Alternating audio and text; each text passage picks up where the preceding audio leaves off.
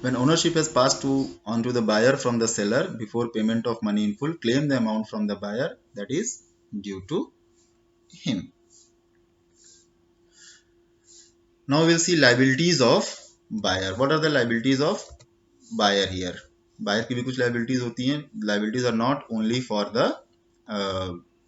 seller, or the rights are also not only for seller. Both of them have their own rights and their own liabilities.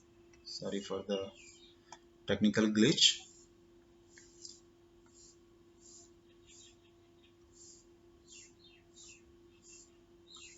So we have just gone through the liabilities of seller and we have seen rights of seller. Now we will see liabilities of buyer and rights of buyer. The first liability of buyer is disclose to the seller any fact with regard to the property that will increase the value of property that is known to him. In practical life nobody does this, but according to the law this should be done. क्या इसको example से समझिए. अगर seller जो है अपना घर बेच रहा है बायर को, और बायर को ये पता है कि हाँ 2 साल बाद इस घर की वैल्यू अभी के प्रेजेंट से दोगुनी हो जाएगी, it will be doubled, then it is the duty of buyer to tell this thing to the seller, right? As it has been given in the law, but nobody does this in practicality. Pay to the seller purchase money at the time of completing the sale. जब sale complete होगा, obviously जब ownership transfer हो रही होगी, तो the buyer has to give the money to the seller to bear any loss that arises from the destruction, injury or decrease in value of the property after ownership has passed to the buyer. Ownership एक बार buyer की जब हो गई तो उसमें कुछ भी loss होता है, कोई भी डैमेज होता है, इंजरी होती है, डिस्ट्रक्शन होता है, everything has to be beared by the buyer. To pay all public charges and rent that becomes payable after the ownership passed to the buyer, right? जैसे कि आपने पार्टी ए ने पार्टी बी को घर बेच दिया, ठीक है. अब जब फाइनली डिलीवरी हो गई है उस चीज की, उसके बाद अगर कोई भी, for example the bills of municipal corporation, municipal committee, that all now will be given by the buyer. Seller has no role in it of giving to the corporation. Now, what are rights of buyer? After the ownership has passed to buyer, perform any lawful action to increase the value of property and rents and profits with regard to the property. Once buyer becomes owner of the property, he can do anything to increase the value or earn rents and profits. And the next is, where the buyer has paid the purchase money, he can compel the seller for registration of sale. Buyer ने जैसे ही पैसे seller को दे दिए हैं, तो ये right होता है बायर का कि वो सेलर से बोले कि अब इसका आप जल्दी से रजिस्ट्रेशन कराइए, इस सेल को अब कंप्लीट किया जाए, we should close this sale. You can go through this example. It will be more clear to you that what are the rights and liabilities of the seller. Now we'll see the next second mode of transfer of property, that is lease. Lease is a transfer of right to enjoy a property for a specific period of time in consideration for a price. Every now and then you must have came across the word lease. Lease पे घर लिया है, lease पे जमीन ली है, होता है ना ऐसे. Generally these things, this mode of transfer is done when these government entities do take the house of an individual or a piece of land of an individual for carrying out their things. Generally, for the best example is that you must have seen these mobile towers which are being installed. होते हैं ना, mobile के tower जो install होते हैं, लोगों के घरों पे लगे होते हैं, कई लोगों के खेतों में लगे होते हैं.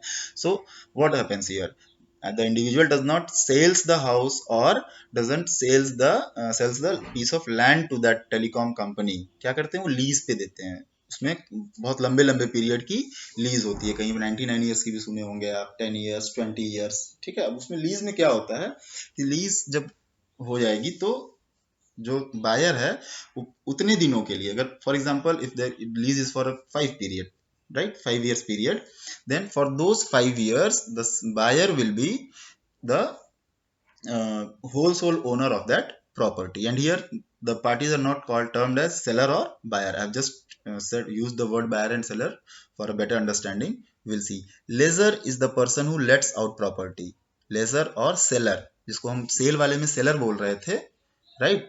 That person, that party A is called as lessor or lessor, you can read it as you wish, for lease or transferor.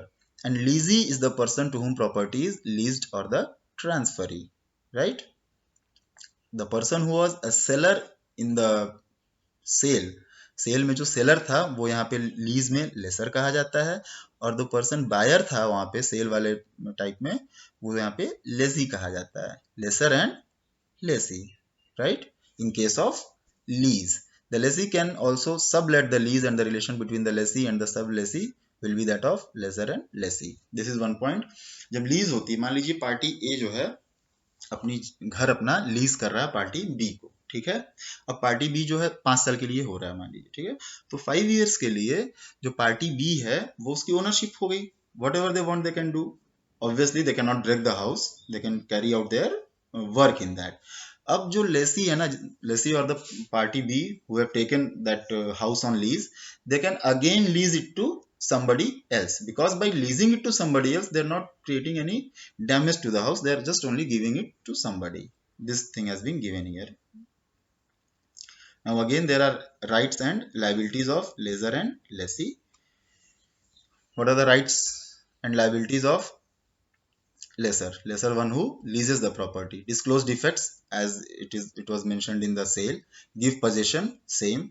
The lessor shall let out property for lease to lessee and make sure the lessee enjoys the property. जैसे वहां पे था कि cell कर देनी चाहिए finally delivery पैसे मिलने के बाद, the same case is here.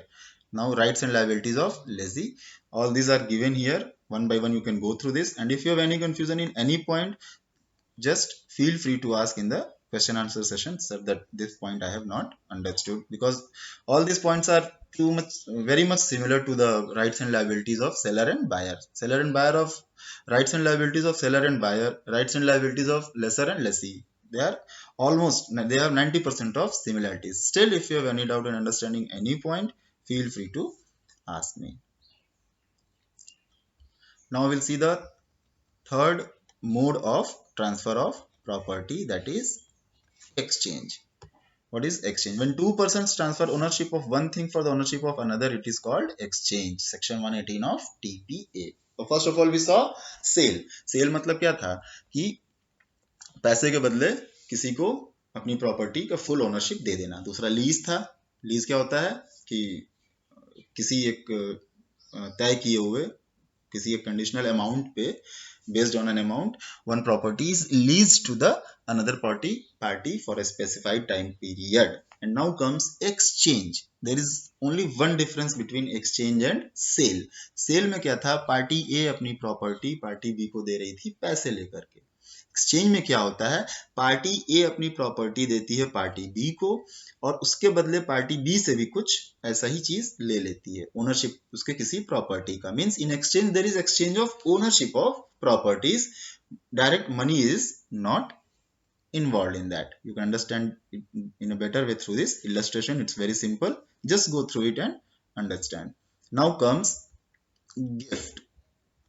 A transfer of ownership of property that is made voluntarily and without consideration is called gift. ठीक है? This is the fourth mode of transfer of property. Now what is this gift? किसको हम gift कहेंगे और कब कहेंगे? देखिए cell में क्या था, ए ने प्रॉपर्टी अपनी बी को दी पैसे लेकर के. एक्सचेंज में क्या था, ए ने अपनी प्रॉपर्टी दी बी को उसकी किसी प्रॉपर्टी की ओनरशिप लेकर के. कंसिडरेशंस हैं दोनों में. In the mode of sale consideration is money, in mode of exchange consideration is property of party B. But in gift what happens, no consideration is there. कोई consideration होती ही नहीं है, या monetary या property form में. यहाँ पे क्या होता है, transfer of ownership of property that is made voluntarily. Party A को मन किया कि पार्टी बी को हम अपना ये कार जो है दे दें. Party A thinks that, voluntarily thinks that, okay, I'm going to transfer the ownership of my car to party B, and I'm not going to take anything, neither money nor any property of B in exchange of that. So neither it is sale nor it is exchange. There is no case at all. There is no case of lease. So it will be termed as gift. I hope now this gift is clear to all of you. Go through this table, students, where sale, lease, exchange and gift are categorized on basis of transfer, consideration and mode. Now understanding this table is very simple, but still I will give you a little bit of hindsight onto it.